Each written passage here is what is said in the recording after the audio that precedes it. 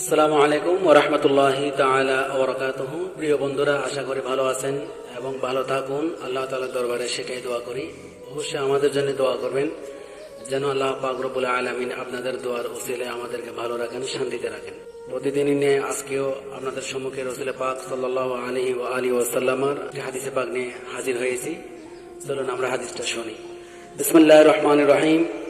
عن أبي هريرة قال قال رسول الله صلى الله عليه وآله وسلم إن الله تعالى قال من عادى لي وليا فقد آذنته بالحرب إلى آخر الحديث رواه البخاري।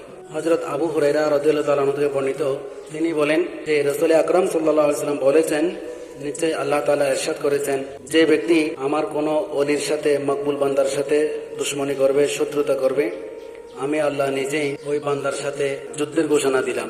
অর্থাৎ যারা আল্লাহর বলি, যারা আল্লাহ পাকের মকবুল বান্দা হয়ে যায়, প্রিয় বান্দা হয়ে যায়, রাসূল পাক সাল্লাল্লাহু আলাইহি ওয়াসাল্লাম যাদেরকে গোলাম হিসেবে কবুল করে নেই, খাদেম হিসেবে, আশিক হিসেবে কবুল করে নেই, আল্লাহর বলি যারা হয়ে যায়, তাদের সাথে যদি কেউ বেয়াদবি করে, তাদের শানে যদি কেউ আঘাত করে, শত্রুতা করে, দুশমনী করে, অবশ্যই আল্লাহ পাক রব্বুল আলামিন দুশমনে আউলিয়া অর্থাৎ আউলিয়া কেরামের দুশমনদের সাথে আল্লাহ তাআলা নিজেই যুদ্ধ ঘোষণা করেন।